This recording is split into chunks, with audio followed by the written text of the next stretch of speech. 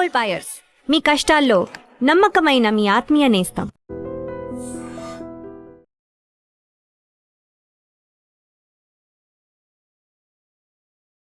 Welcome to iDream. This is Lumbini. Upcoming UPSC and APSC TGPSC groups ఉన్నాయి కదా, so వీటికి కూడా ఎలా ప్రిపేర్ అవ్వాలి, దాంట్లో కూడా geography is a back bone of general studies కదా. సో జాగ్రఫీ ప్రిపరేషన్ ఎలా ఉండాలి, మోస్ట్ ఇంపార్టెంట్లీ ఇప్పుడు అప్కమింగ్ ఎగ్జామ్స్ లో మనం ఏ టాపిక్స్ ఎక్స్పెక్ట్ చేయొచ్చు, ఇవన్నీ డిస్కస్ చేద్దాం. ఈ రోజు మనతో జాయిన్ అవబోతున్నారు ప్రముఖ geography faculty and mentor for UPSC and APSC TGPSC also Kakarla Srihari గారు మనతో పాటున్నారు. సార్తో మాట్లాడదాం. Hello sir, how are you? బాగున్నానండి. Yes, after a very long time. So లేదు, మీరు మీ ఇంటర్వ్యూ అంటే ప్రిపేర్ అయ్యి రావాల్సి వస్తుందండి.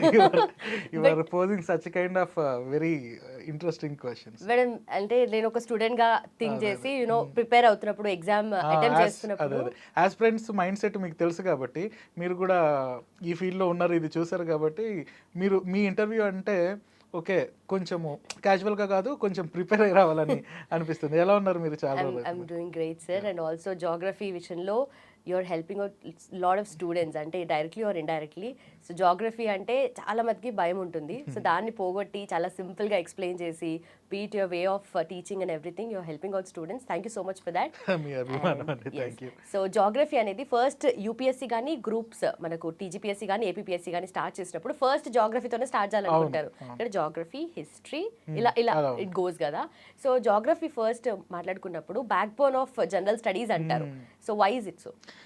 మనకు యూపీఎస్సీ ఎగ్జామినేషన్ అయినా స్టేట్ కమిషన్ ఎగ్జామినేషన్స్ అయినా జియోగ్రఫీ ఫస్ట్ మామూలుగా మీరు చూడండి, ఎంత ప్రెస్టీజియస్ ఇన్స్టిట్యూట్స్ అయినా యూపీఎస్సీ కోచింగ్ అలా స్టార్ట్ చేస్తున్నప్పుడు ఫస్ట్ జియోగ్రఫీతోనే స్టార్ట్ చేస్తారు.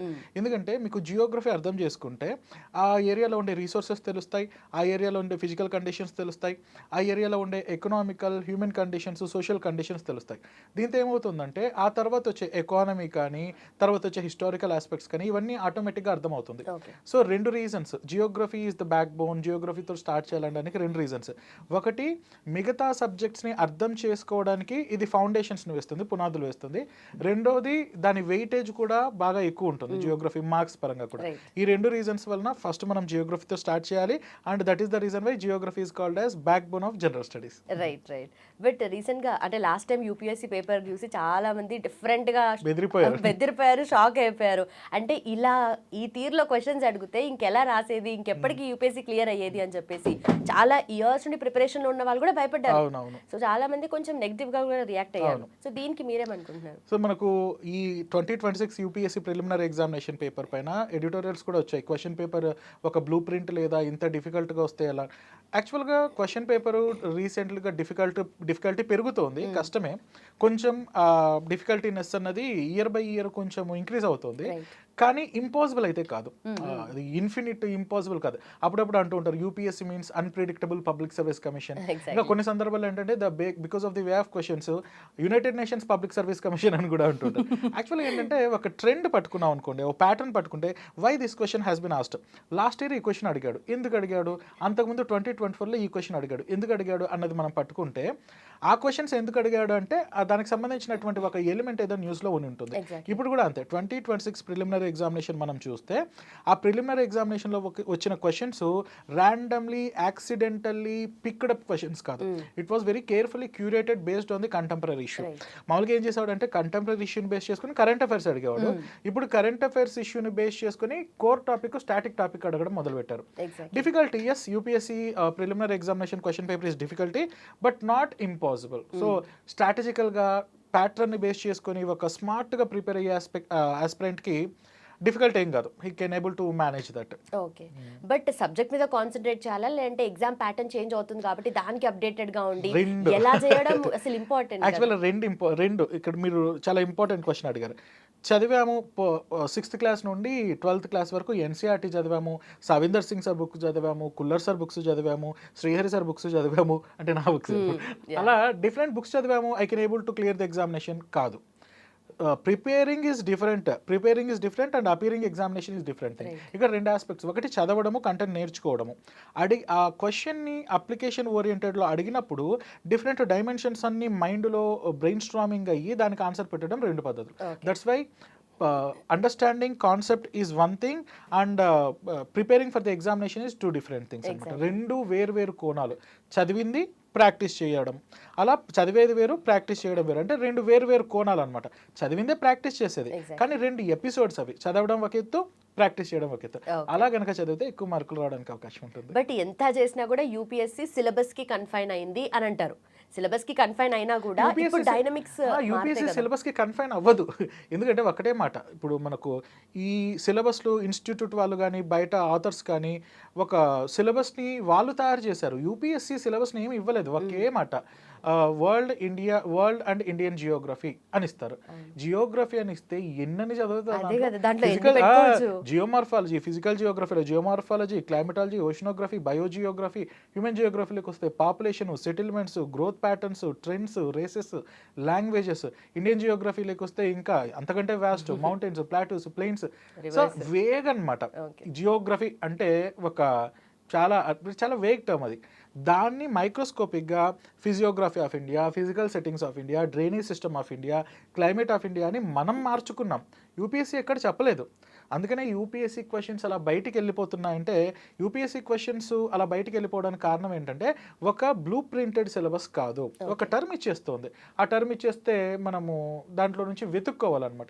అందుకని స్టాండర్డ్ బుక్స్లో వచ్చేది సాధారణంగా చదువుతూ ఉంటారు, బట్ అది మాత్రమే కాదు, అది సీలింగ్ కాదు, అది అప్పర్ సీలింగ్ కాదు, ఇట్ ఈస్ లిమిటేషన్ కాదు. బియాండ్ దట్ అడగడం అన్నది యూపీఎస్సీ మొదలుపెట్టింది, మనం కూడా చదువుకోవడం. అందుకనే క్లాసెస్లో మీరు చూడండి, 2025 ప్రిలిమినరీ ఎగ్జామినేషన్లో క్వశ్చన్ వచ్చింది. ఆ క్వశ్చన్ ఎగ్జామ్ అంటే దానికంటే ముందు క్లాసెస్లో ఆ క్వశ్చన్ని చెప్పిన ఏకైక పర్సన్, ఇండియా వైడ్గా ఏకైక పర్సన్ నేను ఒక్కనే. ఏంటి ఆ క్వశ్చన్ అంటే, చీత గర్జిస్తుందా మియావ్ అంటుందా అన్నది క్వశ్చన్. చీత గర్జిస్తుందా మియావ్ అంటుందా. అంతకుముందు నాకెందుకు క్వశ్చన్ డౌట్ వచ్చి క్లాస్ మధ్యలో యూట్యూబ్ ఓపెన్ చేసి చీతాసు మియావ్ అని అంటాయి, these are big cats, they use to meow అని సౌండ్ వినిపించాను.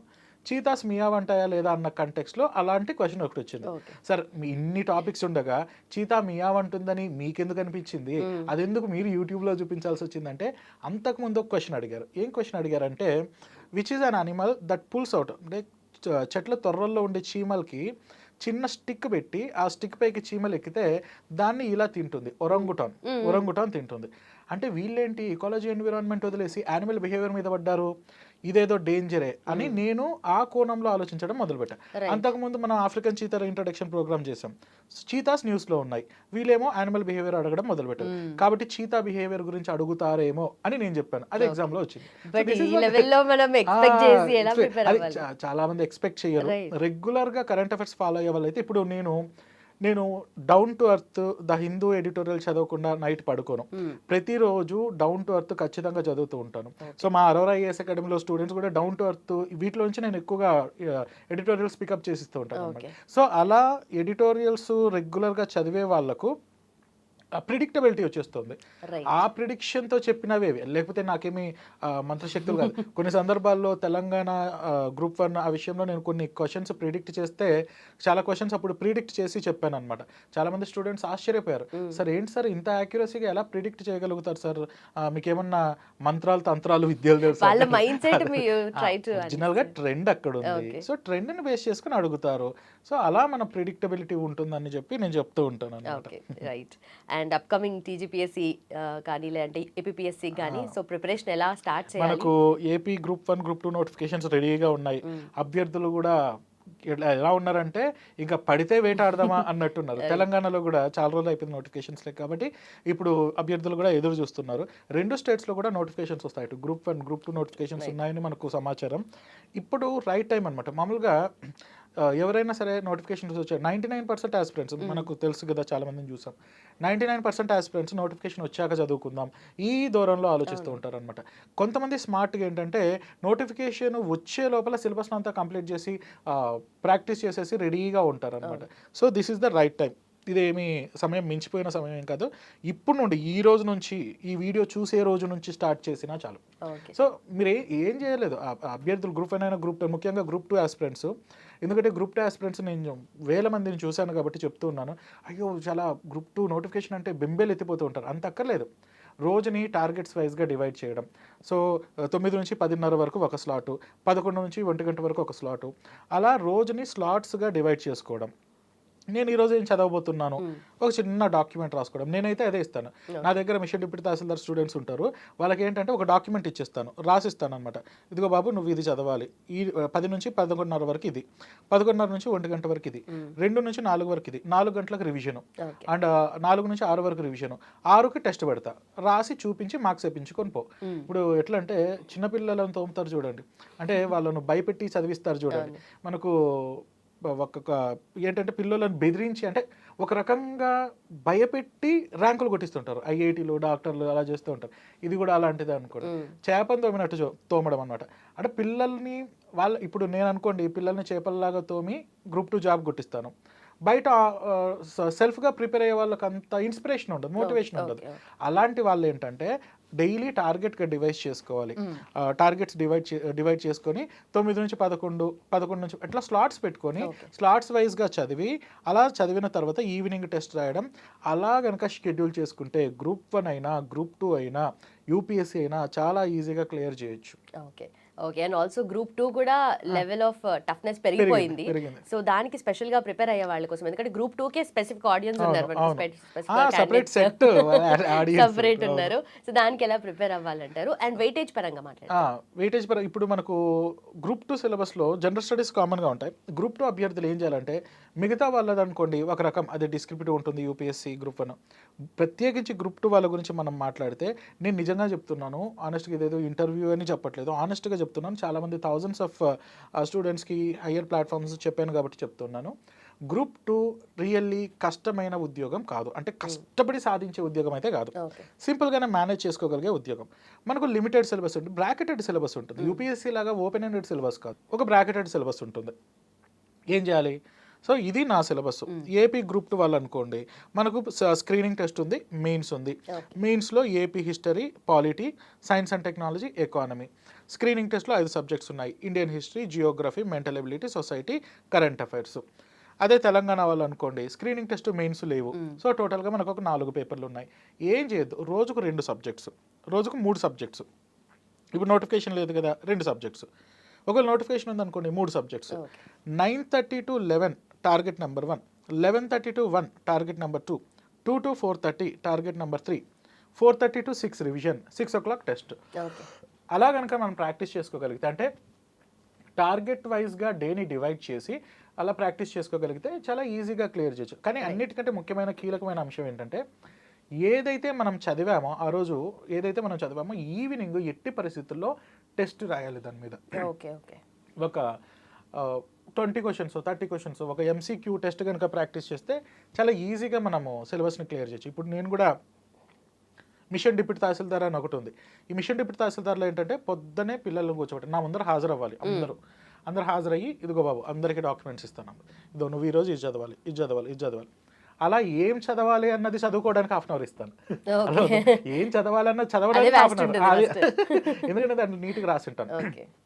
ర్యాండమ్గా చదివామనుకోండి, ఇప్పుడు కొద్దిసేపు ఆ పేపరు, కొద్దిసేపు యూట్యూబ్ వీడియో, ఇంకొద్దిసేపు ఇంకోటి ఏదో వీడియో, ర్యాండమైజ్ అయిపోతుంది. ఇదిగో నువ్వు 9:30 to 10 వరకు ఏం చదవాలి అన్న విషయాన్ని ముందు చదువుకో అని చెప్పిస్తాను. 10:30 నుండి వాళ్ళు ఏం చదవాలన్నట్టు స్టార్ట్ అవుతుంది. ఇదిగో నువ్వు ఈ టార్గెట్, ఏదైతే టార్గెట్ ఇచ్చానో ఆ టార్గెట్ మీద క్లాస్ ఇస్తాను. అలా target based class. And evening అన్ని టార్గెట్స్ పైన కలిపి ఈవినింగ్ రివిజన్, తర్వాత టెస్ట్. అలా 4 రోజులు అయిపోయింది అనుకోండి, 5వ రోజు మళ్ళీ అదే పెట్టాను అనుకోండి, బోర్ కొడుతుంది. అందుకని ఏం చేస్తానంటే ఈ 4 రోజులది కలిపి 5వ రోజు రివిజన్ చేయాలి, 6వ రోజు దాని మీద టెస్ట్ పెడతాను. అంటే ఏంటంటే వాళ్ళు నా టార్చర్ తట్టుకోలేక గవర్నమెంట్ ఉద్యోగం కొట్టాలి. వాళ్ళు అదే అనుకుంటారు, సార్ మీ టార్చర్ కంటే ఏంటి సార్.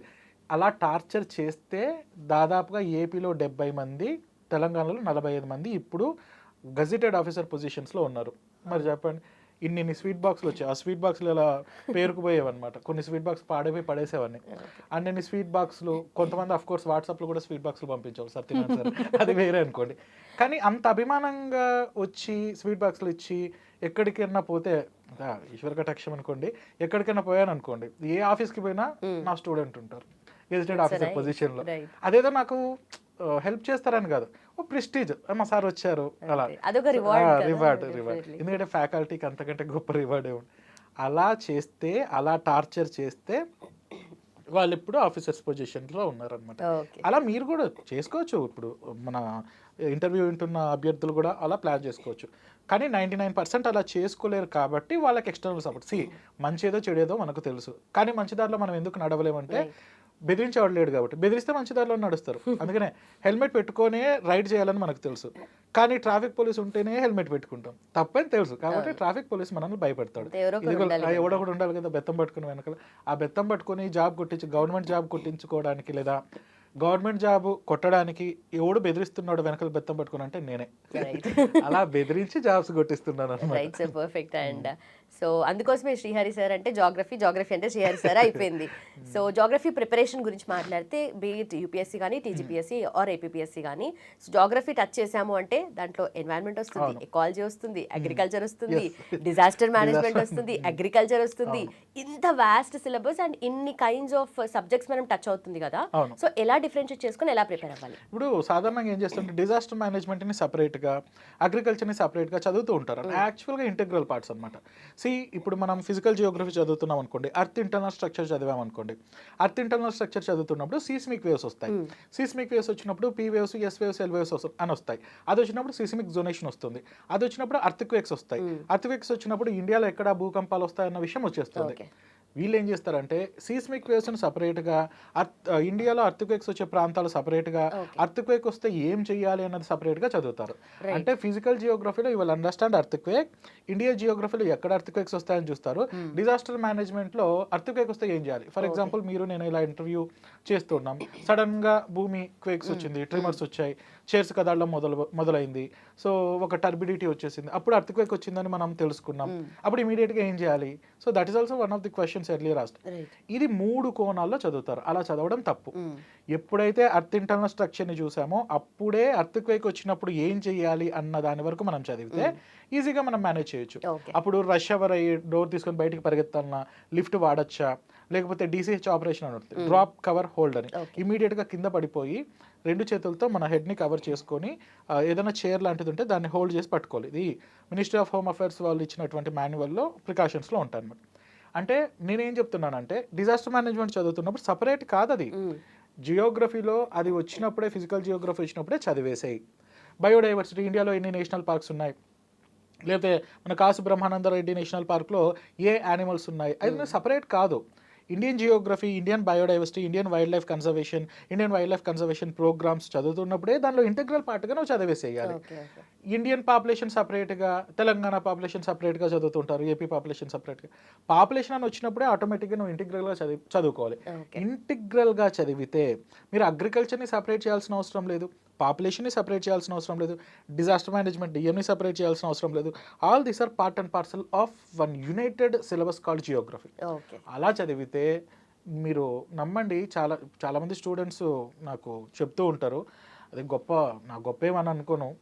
సో ఏదైనా ఒక టాపిక్ని మనం హోలిస్టిక్గా చదివితే, ఏపీ గ్రూప్ 2 స్క్రీనింగ్ టెస్ట్లో మనకు 30 మార్క్స్కి జియోగ్రఫీ ఉంది. నేను చెప్పినట్లు మక్కి ఫాలో అయితే 22 క్వశ్చన్స్ నేను రాసిస్తా. ఓకే, అంటే రాకపోతే ఎట్లా సార్ మీ కాలర్ పట్టుకొని అడగాలంటే అది మరీ దారుణం అయితే నేను చేయలేను, కానీ but average, above average normal స్టూడెంట్కి అయితే మేనేజబుల్ వస్తాయి అంతే. ఇప్పుడు నేను కూడా ఈరోజు ఈ సీజన్లో అంటే ఈ బ్యాచ్కి చెప్పినట్టుగా క్లాసు నెక్స్ట్ బ్యాచ్కి ఉండదు.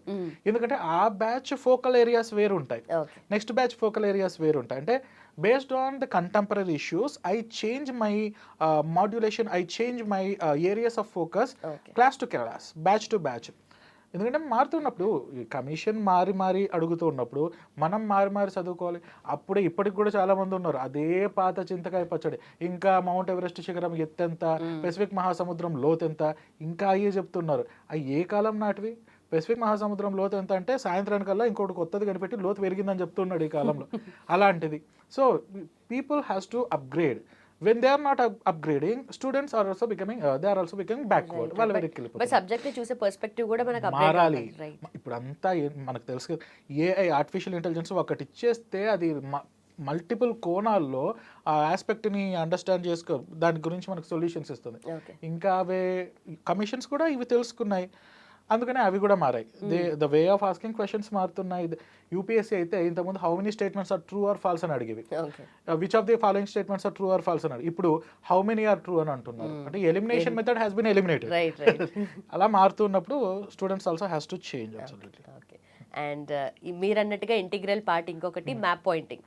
సో మ్యాప్స్ అసలు లిటరల్ ఇప్పుడు న్యూస్ లో ఎన్ని జియోపొలిటికల్ ఇష్యూస్ ఉన్నాయో అవన్నీ చూసుకోవాలి. ఇరాన్, ఇజ్రాయెల్, ఇరాక్ ఇవన్నీ చూసుకోవాలి. డైరెక్ట్ గా క్వశ్చన్స్ వచ్చే ఏరియాస్. ఇప్పుడు మనం అంతకుముందు ఆఫ్ఘనిస్తాన్ లో తాలిబాన్స్ గవర్నమెంట్ ఫామ్ అయింది. నాకు అప్పుడే డౌట్ వచ్చింది. ఆఫ్ఘనిస్తాన్ ఇప్పుడు మామూలుగా కాస్పియన్ సీ అంటే సరౌండింగ్ కంట్రీస్ అడుగుతారు, లేదా యుక్రెయిన్ క్రైసిస్, యుక్రెయిన్ పైన రష్యా యుద్ధం అంటే ఆ రష్యా చుట్టూ ఉన్న కంట్రీస్ గురించి అడిగారు. ఇది నేను అంతకుముందు తాలిబాన్స్, ఆఫ్ఘనిస్తాన్లో తాలిబాన్స్ మళ్ళీ చెలరేగిపోయారు అన్న ఏరియా న్యూస్లో ఉన్నప్పుడు ఆఫ్ఘనిస్తాన్ పరిసరాల్లో ఉన్నటువంటి దేశాలేంటి, with which countries Afghanistan has been sharing international borders, Afghanistan geography పైన యూట్యూబ్ వీడియోస్ అప్పట్లో చేశాను నేను, ఇప్పటికి కూడా ఉన్నాయి.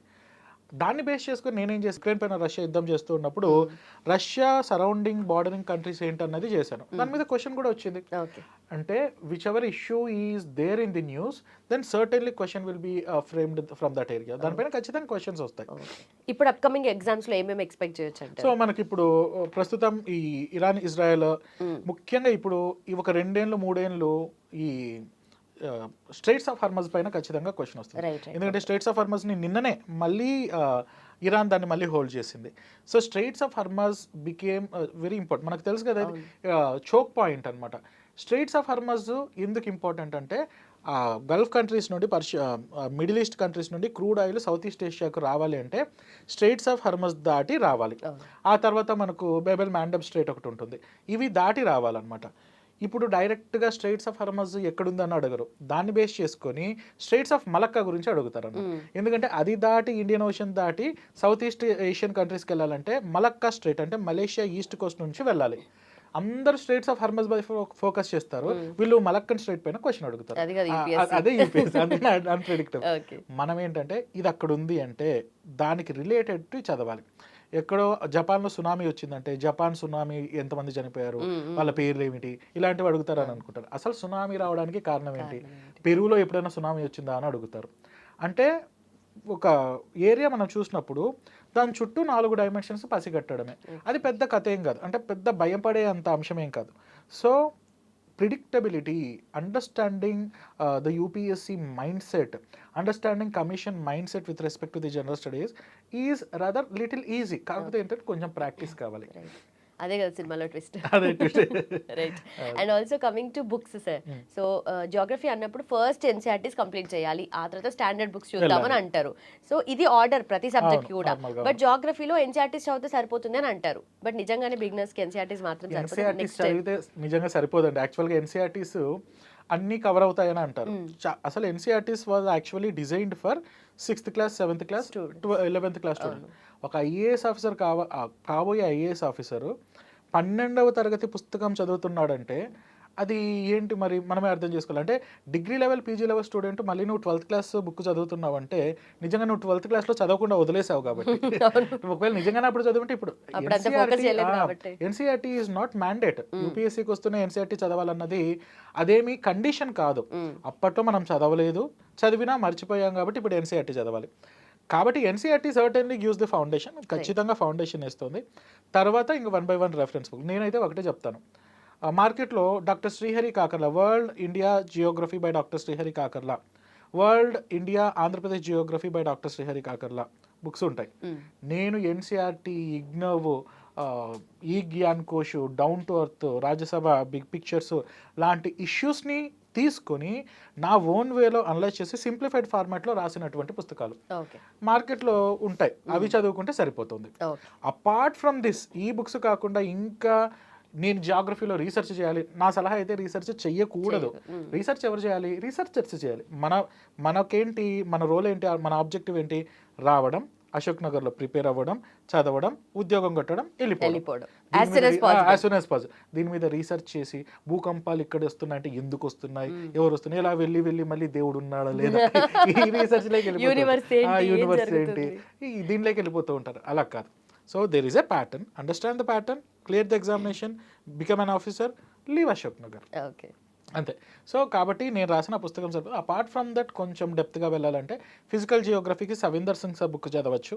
ఇండియన్ జియోగ్రఫీకి కుల్లర్ సార్ బుక్ చదవచ్చు. హ్యూమన్ జియోగ్రఫీకి మాజిద్ హుసేన్ సార్ బుక్ చదవచ్చు. Right. Enough, that's enough.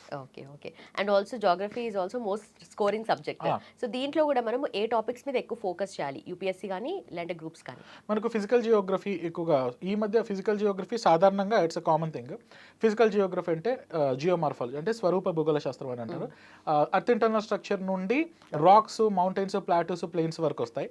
తర్వాత climatology, structure and composition of atmosphere నుండి సైక్లోన్స్, ఎల్నినో, లానినో ఎఫెక్ట్ వరకు వస్తాయి.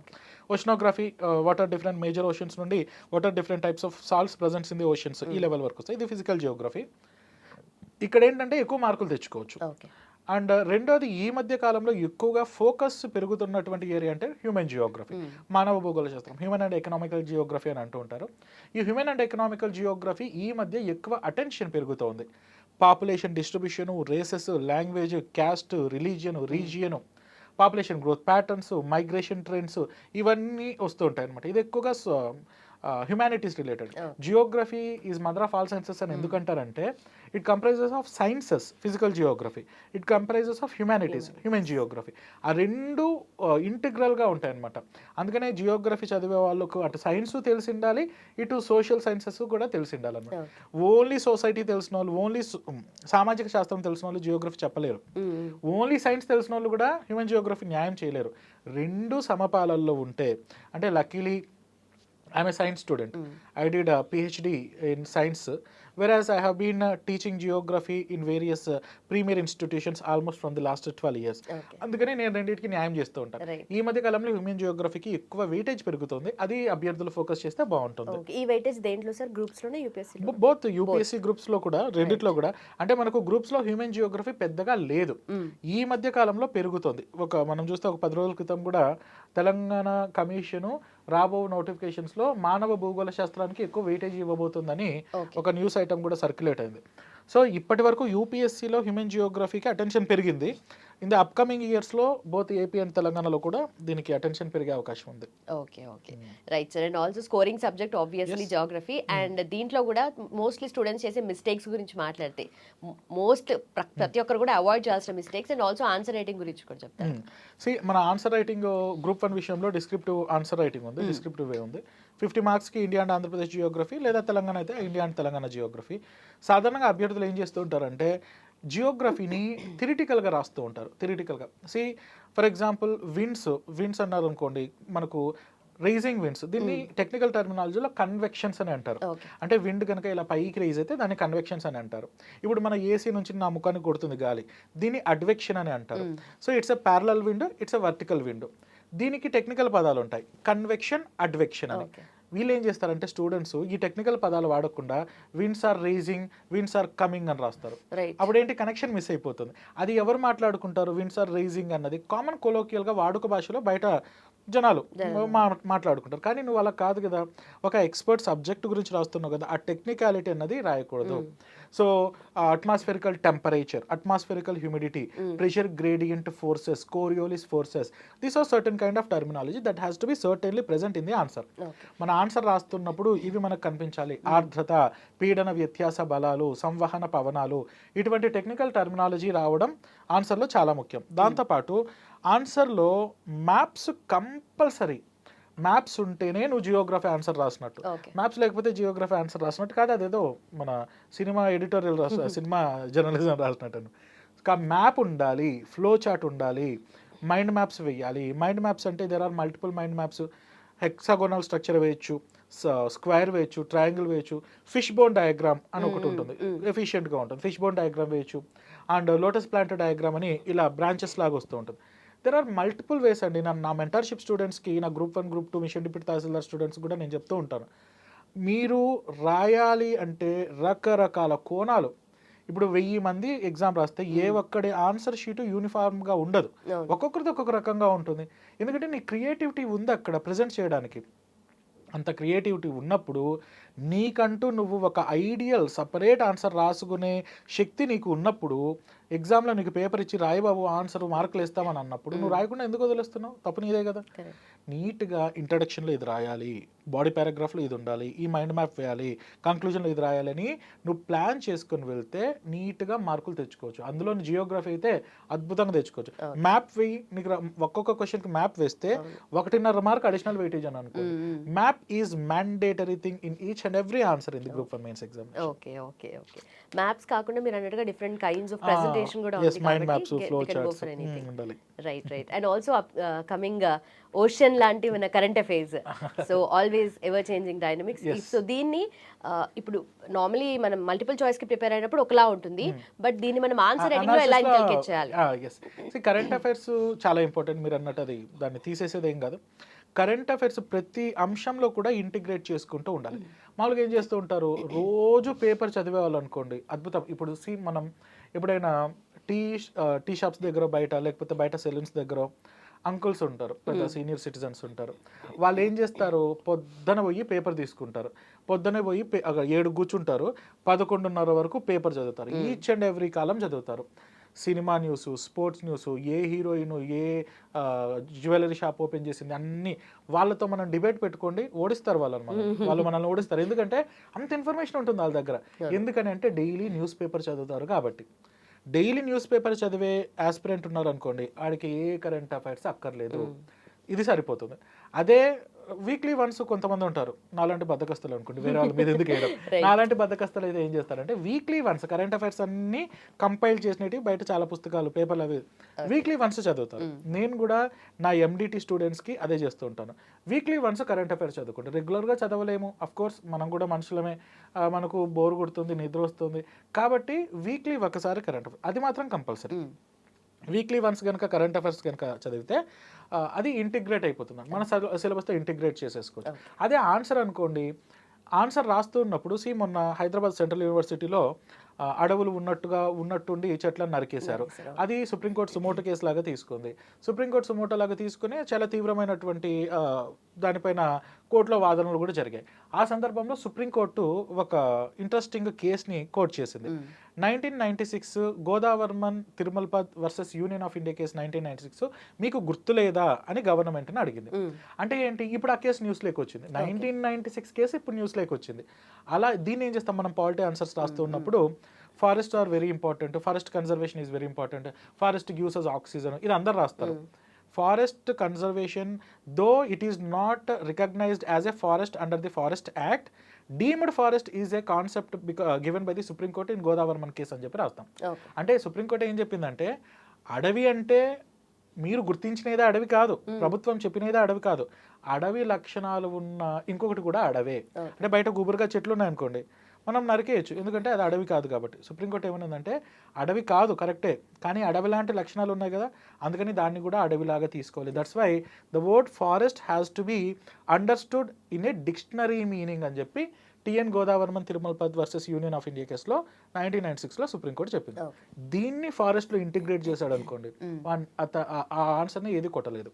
అంటే ఎక్కువ మార్కులు వస్తాయి కంపారిటివ్లీ. నేను అదే చెప్తున్నాను, కరెంట్ అఫైర్స్ని నీ ఆన్సర్లో ఇంటిగ్రేట్ చేసి రాస్తే నీ అంత బ్యూటిఫుల్ ఆన్సర్ ఇంకొకరు రాయరు. అది రాయాలి. కరెంట్ అఫైర్స్ అంటే you have to follow like that. Okay sir. So entire preparation గురించి మాట్లాడాము. అండ్ ఫైనల్లీ ఏం చెప్పాలనుకుంటున్నారు?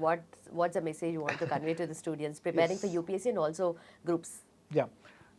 Beat UPSC or group 1 or group 2 examination, ఇవి మీరు కఠినంగా, ఫస్ట్ ఆఫ్ ఆల్ నేను అభ్యర్థులకు అన్నిటికన్నా ముఖ్యంగా ఏం చెప్తున్నానంటే, నేను ఒక ఆఫీసర్ ఎగ్జామినేషన్కి ప్రిపేర్ అవుతున్నాను, నేను కాబోయే ఐఏఎస్ ఆఫీసరు, నేను కాబోయే డిప్యూటీ కలెక్టరు, డిఎస్పీ అన్న ఫీలింగ్ మైండ్లో నుంచి తీసేసేయండి. మీరు కూడా ఒక ఎగ్జామ్కి ప్రిపేర్ అవుతున్నారు. ఇప్పుడు 10th క్లాస్ పరీక్షకి ప్రిపేర్ అయ్యారు, రాశారు, పాస్ అయ్యారు కదా. ఇంటర్కి ప్రిపేర్ అయ్యారు, రాశారు, పాస్ అయ్యారు కదా. డిగ్రీకి ప్రిపేర్ అయ్యారు, ఏదో రాశారు, పాస్ అయ్యారు కదా. ఇది కూడా అలాంటిదే, కాకపోతే ట్రెండ్ వేరంతే, దానికి ఒక పద్ధతి ఉంది. అలా చదువుకోండి, మీకు అంత కఠినమైన ఎగ్జామ్స్ ఏం కావు. కాకపోతే ఒక టార్గెట్ బేస్డ్గా చదవండి. సో మిషన్ డిప్యూటీ తహసీల్దార్ లాంటి టార్గెట్ బేస్డ్గా ఒక మిషన్ పెట్టుకోండి. మిషన్ డిప్యూటీ తహసీల్దార్, మిషన్ ఆర్డీఓ, ఇలా మీరు ఒక టార్గెట్ మీరే డిజైన్ చేసుకోండి. లేదు మీ టార్గెట్ సబ్ ఇన్స్పెక్టర్ అనుకోండి, మిషన్ సబ్ ఇన్స్పెక్టర్ అని మీరే ఒక టార్గెట్ని పెట్టుకోండి.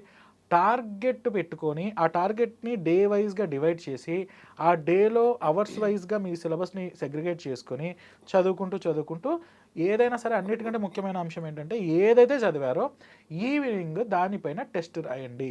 అలా టెస్ట్ రాస్తే చాలు, ఈజీగా అభ్యర్థులు గ్రూప్ 2 జాబ్ సాధించవచ్చు. And AP Telangana group 1 group 2 aspirants, I'm telling you this is actually the right time. త్వరలో నోటిఫికేషన్స్ వస్తాయి. నోటిఫికేషన్స్ క్లియర్ చేసి గ్రూప్ 2 జాబ్ కొట్టి నెక్స్ట్ ఇయర్ ఈ టైం కల్లా కార్లో ఆఫీస్కి పోవాలి. మీ వెనకాల సబార్డినేట్ స్టాఫ్ వెనకాల ఫైల్స్ పట్టుకొని రావాలి. డౌన్ ది లైన్ ఇది నా పరిస్థితి అని మేనిఫెస్ట్ చేసుకోండి, మైండ్లోకి తీసేసుకోండి, బలంగా నమ్మండి. Yes. It will happen. Universe will give you. That level of motivation is required now. undali. Thank you so much, sir. And also let's close this with a rapid fire. So we have physical geography or human geography and why? Human geography. So physical geography అందరూ చెప్తారు, human geography చెప్పేవాడు కొంచెం different అనమాట. అంటే it comprises of society and sciences. That's why I love human geography. Okay. NCERT or standard books? NCERT. Atlas or maps? Maps. Okay. Notes or revision? Revision notes. Okay. Prelims or mains? Actually, prelims and both are two different things. You have to prepare prelims in different way and mains in a different way, and both are very important. Okay. So one topic every aspirant must master. Earth internal structure, because evolution of the earth is very important area. ఎందుకంటే earth evolution చదివారు అనుకోండి, మిగతావన్నీ ఆటోమేటిక్గా అందులో భాగం అయిపోతాయి కదా. ఎందుకంటే భూమి ఎలా పుట్టిందో తెలిస్తే భూమి పైన చెట్లు ఎలా పుట్టాయి, రాళ్ళు ఎలా పుట్టాయి, చెట్ల నుండి ఆక్సిజన్ ఎలా వచ్చింది, అంతా అదనమాట. అంటే మనం దేని గురించి తెలుసుకుంటే అన్ని తెలుస్తాయి అంటే అది మదర్ అర్త్ ఎవల్యూషన్ గురించి. అందుకనే evolution and origin and evolution of the earth. Okay. Core important. Yes. Right. And biggest myth about geography? Factual thing అనమాట. అంటే there is a myth that geography comprises of many facts. So geography is all about analytical part. It is not about the height of Mount Everest. It is not about the length of Godavari. It is analytical. So జియోగ్రఫీని analytical ఓరియంటేషన్లో చూడడం అన్నది నేర్చుకోండి, అద్భుతం. Geography అంటే facts అని, ఆ ధోరణి, ఆ మిత్ని తీసేసేయాలి. Okay. And biggest mistake students make? Preliminary ఎగ్జామినేషన్లో అయితే ఎక్కువగా ఫ్యాక్ట్స్ గుర్తుపెట్టుకోవడము, మెయిన్స్ ఎగ్జామినేషన్లో అయితే థిరిటికల్ ఆన్సర్స్ రాయడము, ఇవి అవాయిడ్ చేయండి. చదువుతున్నప్పుడు ఒక ఏరియా వచ్చినప్పుడు దాన్ని మల్టిపుల్ డైమెన్షన్స్ని చదువుకోండి. ఆన్సర్ రైటింగ్ రాస్తున్నప్పుడు మ్యాప్స్ని ఖచ్చితంగా ఇంటిగ్రేట్ చేయండి. Perfect, sir. Perfect, and thank you so much. This level of geography lo preparation untene one can crack the exam. Thank you so much for your time. Thank you so much. Thank you. And for more videos, Please subscribe to iDream. Please subscribe to iDream. Please subscribe iDream. And please subscribe to iDream. For more videos, subscribe to iDream. please like, share, and subscribe to the channel. Congratulations, iDream. subscribe to iDream. Subscribe to iDream. So subscribe to iDream Media. iDream team అందరికి huge congratulations. Please subscribe iDream Media. Please subscribe to iDream. Subscribe iDream. Please subscribe to iDream. iDream అంటే నా కళల ఛానల్ను subscribe చేసుకున్న నోరు తిరుగుతలేదు, మీరైతే గంట గుర్తు కొట్టండి. For more such videos, please subscribe to iDream. Subscribe to iDream. Please subscribe to iDream. Please subscribe iDream Media. Please do subscribe to iDream. Please subscribe to iDream Media. For best entertainment and information, please subscribe iDream. And don't forget to subscribe to iDream.